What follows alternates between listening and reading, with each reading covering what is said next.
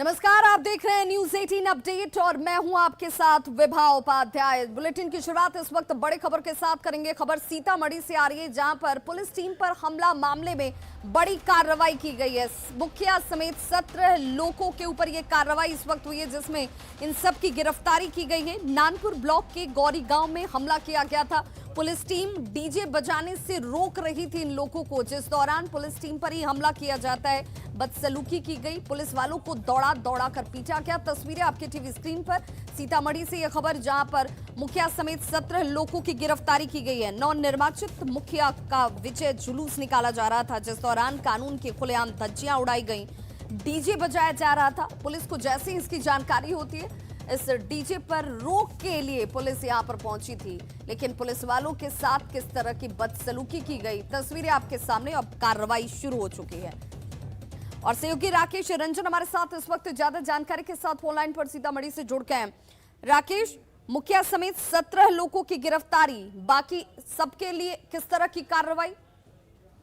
जी विभा, मैं आपको बता दूं कि कल जब इस घटना को अंजाम दिया था, जो असामाजिक तत्व थे, डीजे बजाने पर पुलिस ने रोक लगाने की कोशिश की, तो पुलिस वालों पर ही लोगों ने धावा बोल दिया और दरोगा जो आरपी यादव थे, नानपुर थाने में पदस्थापित है, उन पर लोगों ने हमला बोल दिया, उनके साथ मारपीट की, उनको मौके से भागना पड़ा जान बचाकर और स्थिति काफी तनावपूर्ण हो गई। और इसी बात को लेकर आरपी यादव जो जिनके साथ बदसलूकी की घटना हुई, उनके बयान पर नानपुर थाने में प्राथमिकी दर्ज की गई और जो मुखिया है गौरी पंचायत के, जो हाल में संपन्न जो पंचायत चुनाव हुआ है, उनको गिरफ्तार किया गया है और साथ ही 17 लोगों को भी पुलिस ने हिरासत में लिया है और सबों को कितने लोगों के ऊपर एफआईआर दर्ज हुआ था, जिसमें कार्रवाई के तौर पर मुखिया समेत 17 लोग गिरफ्तार हुए हैं?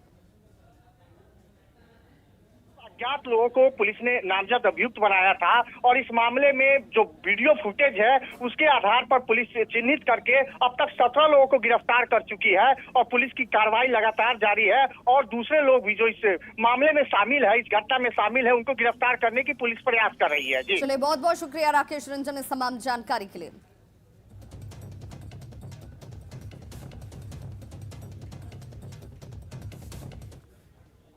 और अगली बड़ी खबर हाजीपुर से, जहां पर देखिए चुनाव खत्म हो चुके हैं। पंचायत चुनाव के नतीजे सामने आ गए और नतीजों में चाचा और भतीजा दोनों हार जाते हैं, लेकिन ये बात भतीजे को नागवार गुजरती है और एसिड से अपने ही परिवार के लोगों के ऊपर हमला कर दिया गया। तस्वीरें आपके टीवी स्क्रीन पर इस वक्त, जहां पर एसिड अटैक किया गया, चाचा के परिवार पर एसिड से वार किया गया। बताया जा रहा है घटना सदर अनुमंडल के आरआर पंचायत की है। वार्ड सदस्य के चुनाव में चाचा अजय भगत और भतीजा अजीत भगत दोनों ही चुनाव में खड़े थे, लेकिन दोनों को हार का सामना करना पड़ा, जिसके बाद अजीत भगत ने अपने चाचा अजय भगत के पूरे परिवार पर चीनी की चाशनी में एसिड मिलाकर फेंका, जिसमें 7 लोग झुलस गए। सभी घायलों को अस्पताल में इलाज के लिए भर्ती कराया गया और पुलिस अब इस पूरे मामले में कार्रवाई करती है।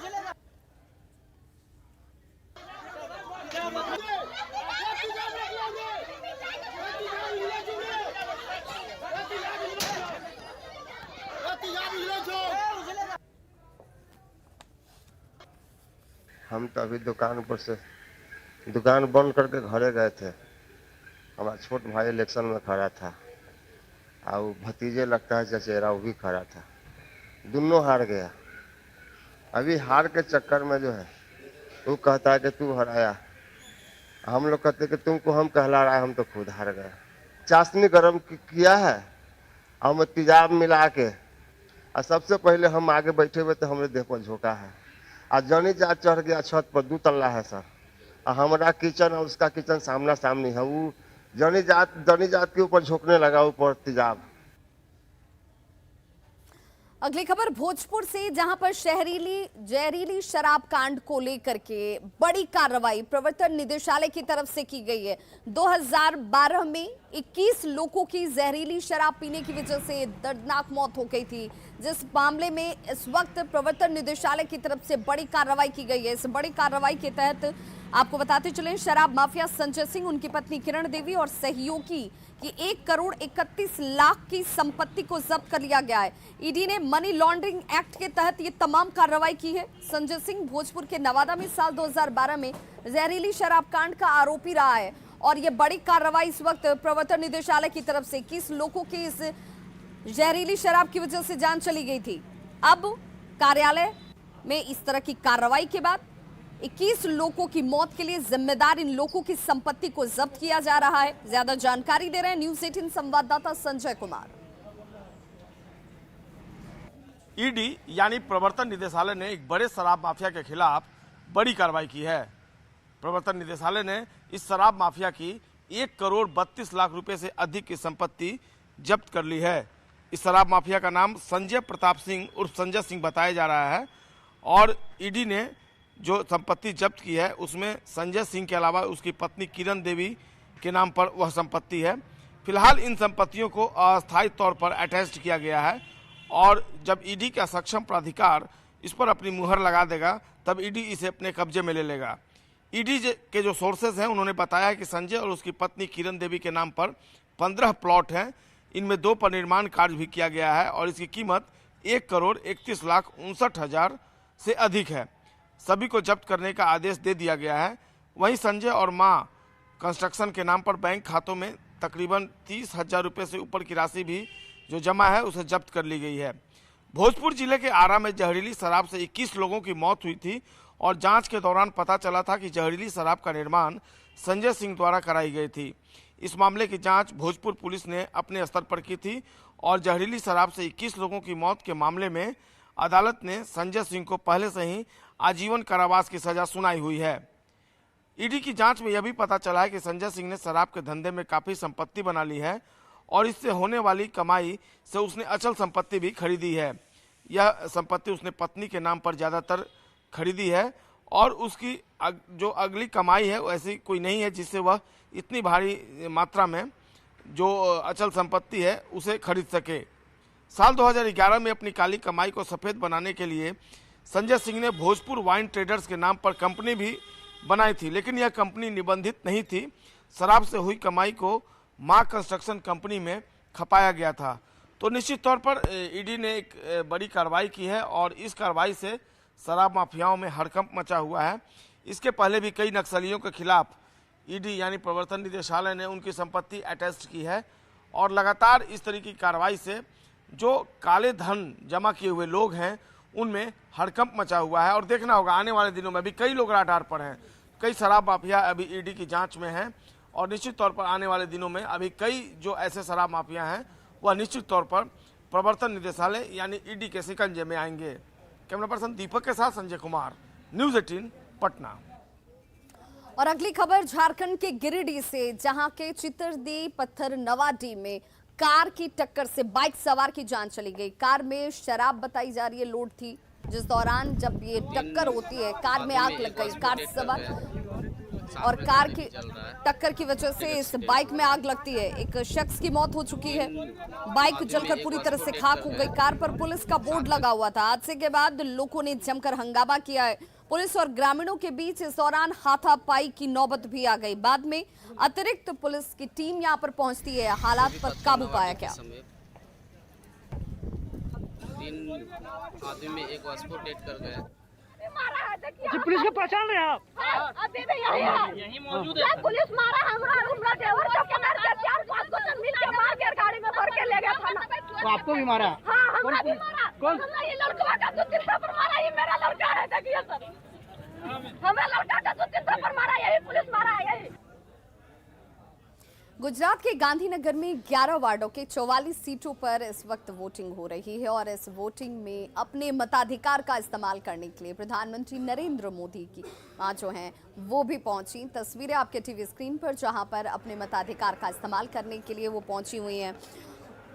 प्रधानमंत्री नरेंद्र मोदी की मां हीराबेन मतदान केंद्र पहुंची हैं, जिसकी तस्वीरें आपके टीवी स्क्रीन पर हैं। 100 साल की हीराबेन खुद चलकर बूथ तक पहुंची। सुरक्षाकर्मी और परिवार के लोग उन्हें सहारा देकर मतदान केंद्र तक लेकर आए, जहां उन्होंने अपने मताधिकार का प्रयोग किया।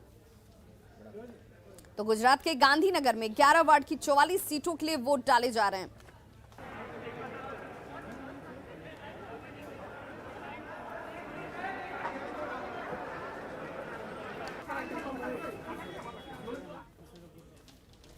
तो देखिए, कल तेज प्रताप यादव जो कि लालू प्रसाद यादव के सबसे बड़े बेटे हैं, उन्होंने अपने ही पिता को बंधक बनाए जाने को लेकर के आरोप लगाया। उन्होंने कहा कि पिताजी को लोगों ने बंधक बनाकर रखा है। इस पर आज तेजस्वी यादव मीडिया के सामने तो जरूर आए, लेकिन इस सवाल का जवाब देने से वो बचते हुए नजर आए। उन्होंने कहा कि बहुत हास्यास्पद है इस तरह के पिताजी को लेकर, यानी लालू प्रसाद को लेकर इस तरह का स्टेटमेंट अगर दिया जाता है तो ये उनको सूट नहीं करता है। पिताजी कह रहे हैं कि उनके पिताजी को बंधक बना लिया। किसने बंधक बनाए थे? को लेकर के बड़े भाई क्या दर्द छलका है उनका, दर्द छलका है। अब देखिए, अब हम इतना ज़रूर कह सकते हैं कि लालू जी जो हैं लंबे समय तक बिहार के मुख्यमंत्री रहे, रेल मंत्री रहे, 2 प्रधानमंत्री उन्होंने बनाया, आडवाणी जी को भी गिरफ्तार किया।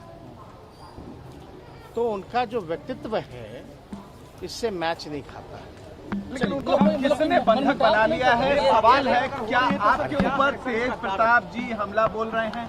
क्या आपके ऊपर तेज प्रताप जी हमला बोल रहे हैं कि आखिर हम तो साफ तौर पे कह चुके हैं कि लालू जी का व्यक्तित्व इससे मैच ही नहीं करता। उन्होंने तो आडवाणी जी को गिरफ्तार कर रखा है।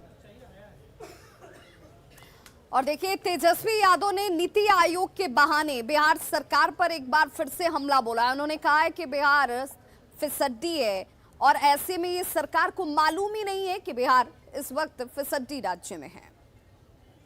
नीति आयोग का रिपोर्ट नहीं पता बिहार सरकार के मंत्री, तो ये तो बड़ा आश्चर्य की बात है कि बिहार जो है पहला नंबर प्राप्त कर रहा है पीछे से। मतलब सबसे फिसड्डी राज्य जो है बिहार साबित हुआ है। और ये रिपोर्ट कोई हमारा उनका नहीं, बल्कि उन्हीं के केंद्र में उन्हीं लोगों की सरकार है भाई। तब तो इस पे कोई कमेंट नहीं कर रहा, तो क्या बोल सकते हैं? बोलने के लिए कुछ बचा ही नहीं है। पटना के महावीर मंदिर का प्रसाद नैवेद्यम, जिसे सभी जानते हैं, और इस प्रसाद को ग्रहण करने के लिए पटना में उपस्थित लोग जरूर महावीर मंदिर पहुंचते। अब ये नैवेद्यम जो है वो केन्या के नैरोबी में भी पहुंचने वाला है और वहां पर भी लोग इस प्रसाद को ग्रहण कर पाएंगे। तस्वीरें आपके टीवी स्क्रीन पर इस वक्त हैं, जहां पर नैरोबी स्थित श्री कल्याण वेंकटेश्वर मंदिर में भी प्रसाद के रूप में अब ये नैवेद्यम जो है वो लोगों को प्राप्त होगा। इसके लिए पटना से आर शेषाद्री केन्या के लिए रवाना भी हो चुके हैं। आर शेषाद्री की देखरेख में पटना के महावीर मंदिर प्रबंधन समिति की तरफ से नैवेद्यम भोग तैयार करवाया जाता है। 2015 से ही केन्या में नैवेद्य भोग के रूप में चढ़ाया जा रहा है, लेकिन कोरोना की वजह से पिछले साल पटना महावीर मंदिर की टीम केन्या नहीं जा सकी। महावीर मंदिर से भोग नैवेद्यम के बारे में जानकारी दे रहे हैं न्यूज़ 18 संवाददाता संजय कुमार। पटना के सुप्रसिद्ध महावीर मंदिर का प्रमुख भोग नैवेद्यम एक बार फिर से चर्चा में है। अब नैरोबी यानी केन्या में पटना का जो प्रसिद्ध महावीर मंदिर का जो भोग है वह बनाया जाएगा। शारदीय नवरात्र में वहां के मंदिरों में एक अनुष्ठान होता है और अनुष्ठान के दौरान प्रमुख भोग के तौर पे नैवेद्यम को चढ़ाया जाएगा। और यही कारण है कि नैवेद्यम की जो खासियत है वह अब केन्या तक पहुंच गई है। तस्वीरों में आप देख सकते हैं नैवेद्यम बेचने के लिए किस कदर लोग जो है, एक पूरी टीम जो है वो जुटी होती है। कई काउंटर बनाए गए हैं, आप तस्वीरों में देखिए, और एक पूरा सिस्टम जो है वो काम करता है। और राजधानी पटना में आज रविवार का दिन है, काफी संख्या में श्रद्धालु पहुंच भी रहे हैं। शुद्धता स्वच्छता का प्रतीक है नैवेद्यम, शुद्ध घी में और तमाम खासियत के साथ इसको बनाया जाता है। एक शख्स है, हम इनसे बात कर लेते हैं। नैवेद्यम के बारे में बता दें, कैसे आप लोग इसको तैयार करते हैं और अब केन्या में ये बेचा जाएगा? केन्या में बेचने के लिए नहीं सर, वहाँ तिरुपति में अभी ब्रह्मोत्सव हो जा रहा है, 7 तारीख से शुरू होगा। ऐसा वहाँ भी होगा 7 तारीख से 10 दिन 11 दिन वहाँ भी उत्सव होता है। उसी के साथ प्रसाद के रूप में दिया जाता है। वहाँ लोग रहते हैं ना, यहाँ हिंदुस्तान लोग वहाँ रहते हैं, वो लोग ऐसे मनाया जाता है। इंडियन होते हैं, हाँ इंडियन होते हैं, वहाँ से मनाया जाता है। तो बिल्कुल जो केन्या स्थित श्री कल्याण वेंकटेश्वर मंदिर है वहाँ पर बनाया जाता है और आर शेषाद्री इसके लिए आपके टीम के जो लीडर हैं वो पहुँच गए हैं वहाँ। जी जी। अच्छा, तो कितने लोगों की टीम गई है वहाँ? वहाँ से एक आध, वहाँ ज्यादा प्रसाद के रूप में दिया जाता है। वो 3-4 आदमी साथ गए हुए हैं, ये तो एक गए हैं, टोटल 4-5 गए हैं। ये बड़ी उपलब्धि है लगता है, क्योंकि अब नैवेद्यम केन्या में बिकेगा, तो एक बड़ी उपलब्धि मानते हैं आप? नहीं सर, वहाँ से तो ऐसा नहीं है। वहाँ तो लोग आते हैं, साल में एक बार आ जाते हैं। तिरुपति में जैसा होता है वहाँ उत्सव वैसा होता है। उसी से में आ जाकर प्रसाद के रूप में दिया जाता है। वहाँ बिक्री नहीं होता है, प्रसाद में ही दिया फ्री में दिया जाता है। कन्या तक पहुंचा, ये बड़ी बात आप मानते हैं? हाँ तो मानते हो सर। क्या नाम है आपका? मेरा नाम संतानम है। संतानम जी ने बताया कि कन्या तक वाकई में पहुंचना बड़ी बात है। और तिरुपति से कन्या, पहले तिरुपति से महावीर मंदिर पटना और फिर महावीर मंदिर पटना से इतनी प्रसिद्धि मिली कि अब कन्या तक नैवेद्यम की गूंज जो है वह पहुंच चुकी है। और निश्चित तौर पर यह हम सब के लिए एक बड़ी उपलब्धि है, बड़ी गौरव की बात है ये कि अब नैवेद्यम नैरोबी के केन्या में जो है वो प्रसाद के तौर पर श्रद्धालुओं को दिया जाएगा। कैमरा पर्सन दीपक के साथ संजय कुमार, न्यूज़ 18 पटना। और अब बात क्रूज पर ड्रग्स पार्टी की। जी हां, जिसमें एनसीबी की टीम, नारकोटिक कंट्रोल ब्यूरो की टीम की तरफ से क्रूज पर छापा मारा गया और 12 लोगों को हिरासत में लिया गया है। आपको बताते चलें कि यहां पर ड्रग्स पार्टी की जा रही थी, जिसके दावे किए गए हैं कि यहां पर जिन लोगों को गिरफ्तार किया गया है उनमें कई लोगों ने ड्रग्स का सेवन किया हुआ था। अब इस वक्त ये बड़ी जानकारी सामने आ रही है, जिसमें 9 पुरुष और 3 लड़कियां शामिल बताई जा रही हैं जिन्हें हिरासत में लिया गया है। सबसे बड़ा नाम शाहरुख खान के बेटे आर्यन खान का है, जिनसे एनसीबी हिरासत में लगातार पूछताछ कर रही है। और सूत्रों के हवाले से बड़ी खबर ये कि सुपरस्टार शाहरुख खान ने अपने बेटे की हिरासत को लेकर मशहूर वकील सतीश मान शिंदे से संपर्क किया है, क्योंकि इस वक्त शाहरुख खान के बेटे जो हैं वो हिरासत में लिए गए हैं नारकोटिक्स कंट्रोल ब्यूरो की तरफ से। और अब इसी लेकर के शाहरुख खान ने मशहूर वकील सतीश मान शिंदे से संपर्क स्थापित किया है।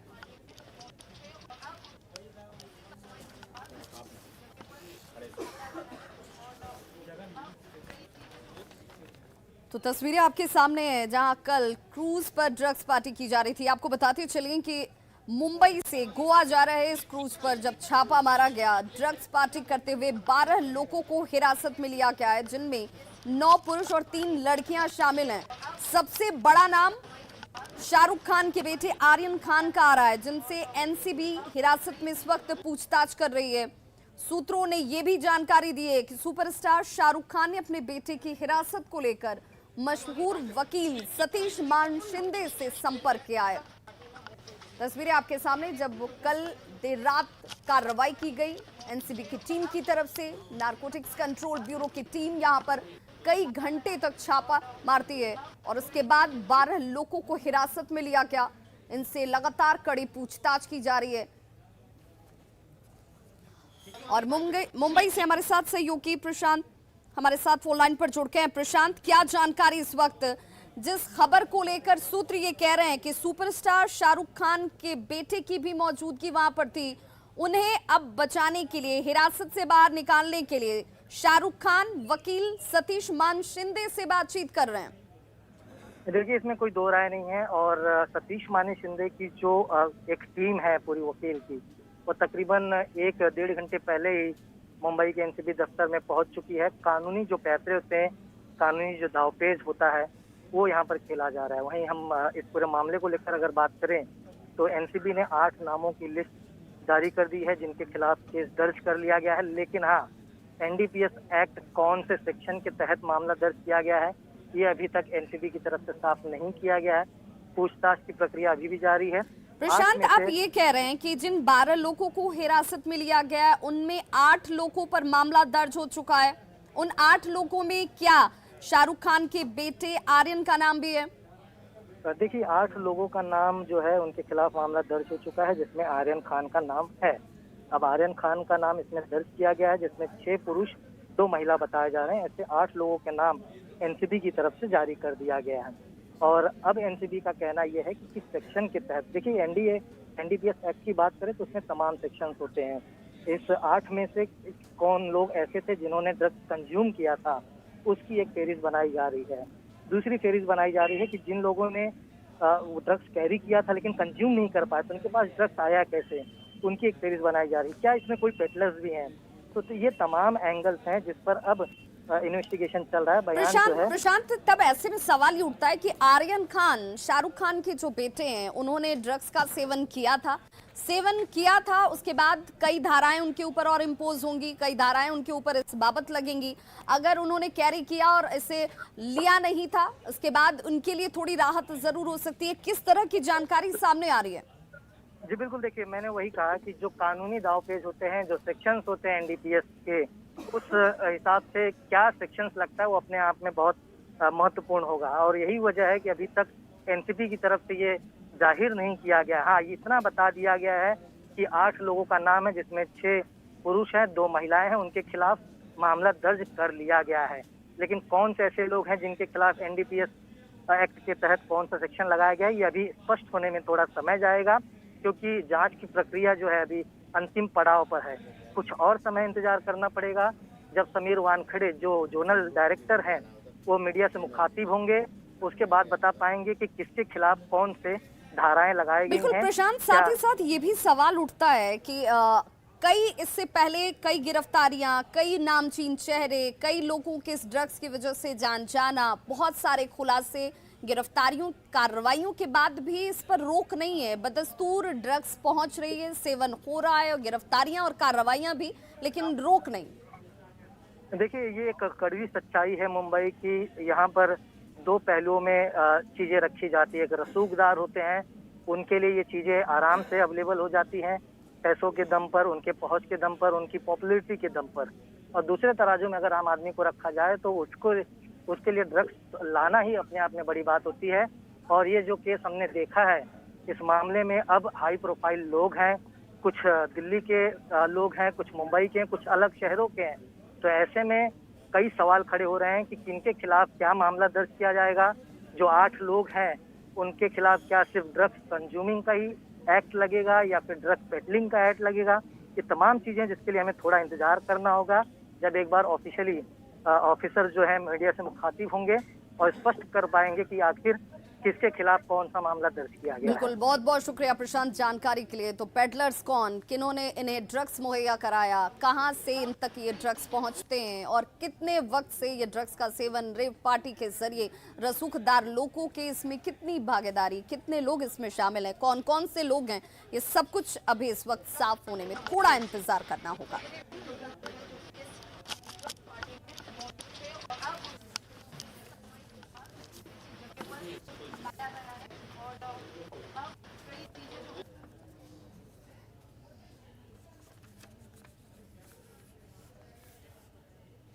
और एक बार फिर से रुख उस बारिश का जिसने लोगों को परेशान कर रखा है। बिहार में लगातार बारिश के बाद जलकैदी जैसे जीवन जीने को मजबूर इस वक्त लोग नजर आ रहे हैं। सीवान की तस्वीर आपके टीवी स्क्रीन पर, जहां पर लगातार बारिश के बाद देखिए जल जमाव है, और इस भारी जल जमाव के बीच लोग घरों में जलकैदी बन गए हैं। मूसलाधार बारिश की वजह से शहर के कई मोहल्ले जो हैं वो जलमग्न हैं। नई बस्ती फतेहपुर कॉलोनी की हालत को देख लीजिए, सबसे ज्यादा ये हाल यहाँ पर नारकीय स्थिति नजर आ रही है। 6 फीट से अधिक पानी भरा हुआ है। लोगों का कहना है कि यहाँ ये हालात हर बार बनते हैं। इसी तरह के नारकीय हालात में जीने की विवशता लोगों की बनी रहती है।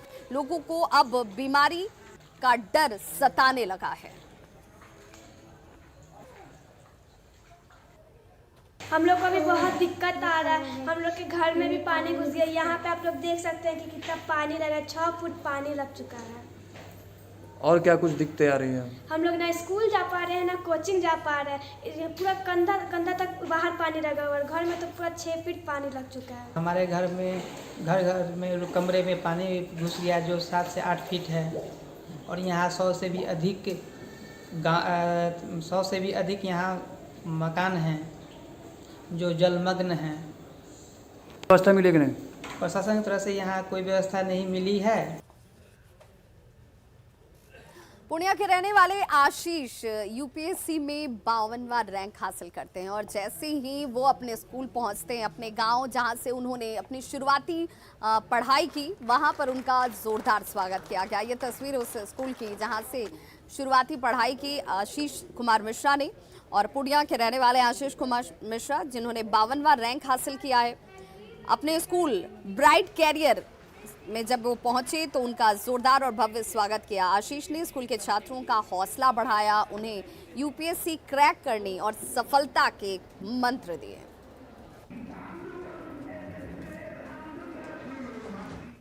यूपीएससी जैसे एग्जामिनेशन में टॉप करने की विधा उन्होंने बताया, ये कह के भी कि व्यवहार कुशल होना, मृदुभाषी होना भी काफ़ी आवश्यक होता है। साथ ही अनुशासन बहुत ही आवश्यक होता है। इनडायरेक्टली सिखाते हैं, बट देन अगेन अगर वो सिस्टमेटिक हो जाए कि वो कोर्स का हिस्सा हो जाएगा, लाइक वो तो सिखाना ही है, पढ़ाई तो होता रहेगा, पढ़ाई होता आया है, बट लाइफ स्किल्स जो है वो तो सिखाना ही स्कूल में। देन आई वुड से कि सारे जो स्कूल हैं it will transform the educational system. And lastly मैं ये मेंशन करूँगा कि अगर आपको कुछ सीखना है लाइफ में ना, तो झुकना पड़ता है। पूर्वी लद्दाख दौरे पर गए आर्मी चीफ एमएम नरवणे ने पाकिस्तान को कड़ी चेतावनी दी। पाकिस्तान को चेतावनी देने के साथ साथ उन्होंने चीन को भी चेता दिया कि अगर भारत किसी भी स्थिति से निपटने के लिए पूरी तरह से तैयार है, गुस्ताखी हुई, गलती हुई, जगह दी गई तो उसका मुंहतोड़ जवाब दिया जाएगा।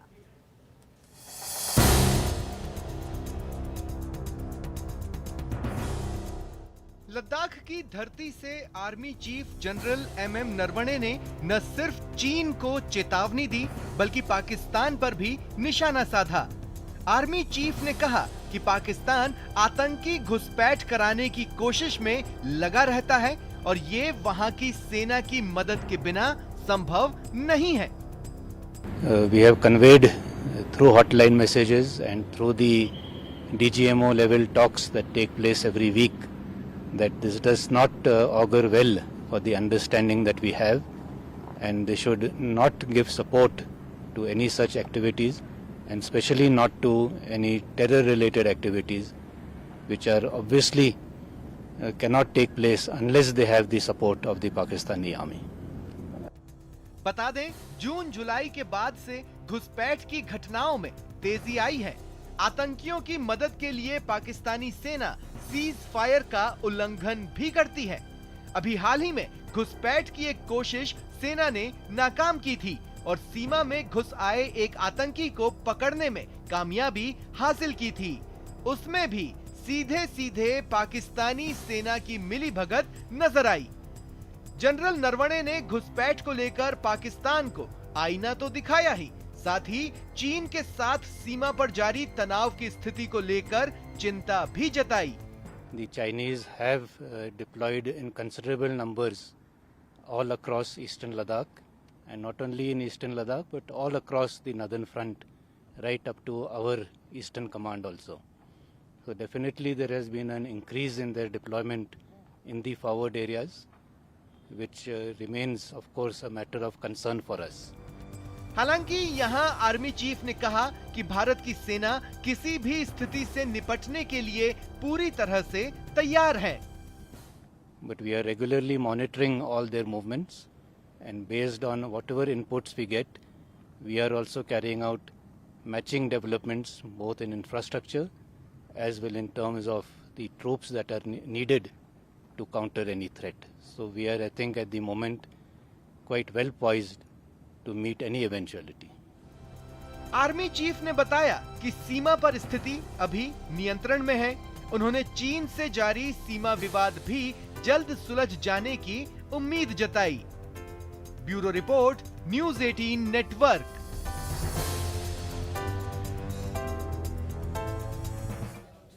तो खबरों का सिलसिला लगातार जारी है, आप देखते रहिए न्यूज़ 18 बिहार झारखंड।